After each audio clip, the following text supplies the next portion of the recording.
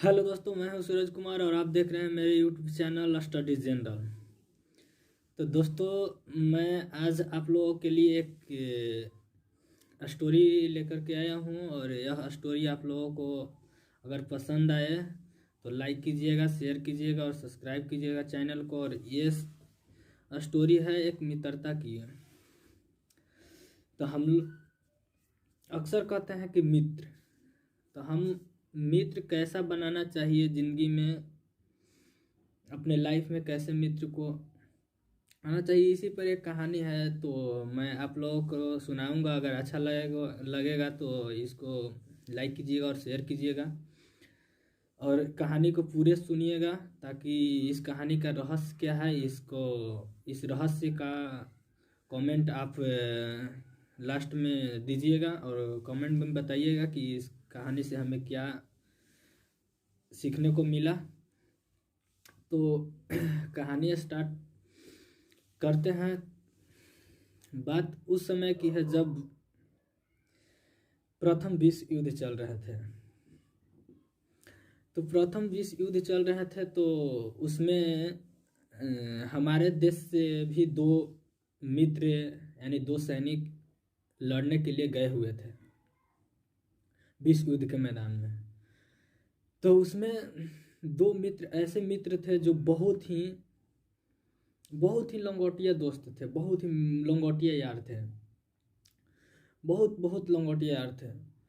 तो वो युद्ध जब चल रहा था तो दोनों लड़ने के लिए गए हुए थे और उस युद्ध में लड़ते लड़ते मतलब जब लास्ट युद्ध का अंत हुआ और शाम हुई, और शाम को जब सभी लोगों ने अपने मतलब रहने का स्थान था खंडक, जिसमें सभी लोगों ने पहुंच चुके थे, सभी लोग पहुंच चुके थे, सभी सैनिक पहुंच गए थे।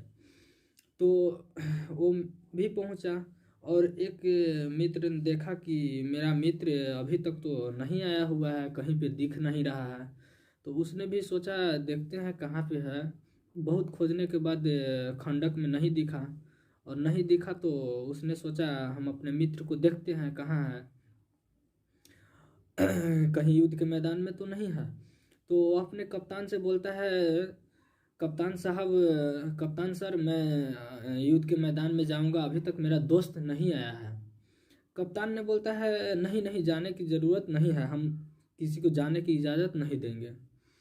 तो एक व्यक्ति तब तक एक मित्र ने बोलता है उसी खंडक से कोई कि अरे तुम्हारा मित्र तो उस मैदान में घायल पड़ा हुआ था।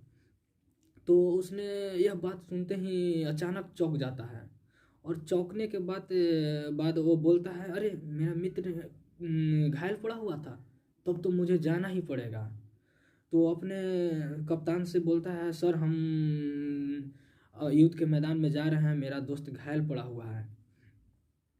कप्तान ने बोलता है नहीं नहीं, हम जाने की इजाज़त तो नहीं देंगे। लेकिन वो बहुत जिद करने लगता है, बोलता है वो घायल पड़ा हुआ है सर, अगर मैं नहीं गया तो अपने चेहरे को आईने में दिखाने के लायक नहीं रहूँगा, दिखाने के काबिल नहीं रहूँगा। सर प्लीज़ मुझे जाने दीजिए। बहुत हाथ जोड़ करके रिक्वेस्ट करता है, सर मुझे जाने दीजिए, मुझे जाने दीजिए। फिर क्या होता है कि कप्तान ने बोलता है, कप्तान सर ने बोलते हैं कि चलो ठीक है तुम जाओ, लेकिन उसने बोलता है सर मैं वादा करता हूँ वापस लौट करके ज़रूर आऊँगा। और तो कप्तान ने बहुत जीत के बाद जाने की इजाज़त तो दे देता है। तो वह जाता है और वह जाने के बाद 1 डेढ़ घंटे के बाद वापस युद्ध के मैदान से अपने दोस्त के शव को कंधे पर लाद करके और वो वापस खंडक में आता है। और खंडक में आने के बाद जैसे ही उसको कप्तान ने देखता है और कप्तान साहब ने देखते हैं, तो देखने के बाद कप्तान ने बोलता है अरे तुमको तो पहले ही माना किए थे, तुम काहे के लिए गया था? जब तुमको सौ लेकर के ही आना था, तुम गया क्यों था? तुम आखिर जा करके क्या किया? तुम अपने दोस्त को बचा भी नहीं पाया। तो बहुत ही गंभीरता से वह मित्र ने जवाब दिया, सर अगर मैं नहीं गया हुआ होता तो जिंदगी भर का मुझे मलाल रह जाता कि मैं नहीं गया।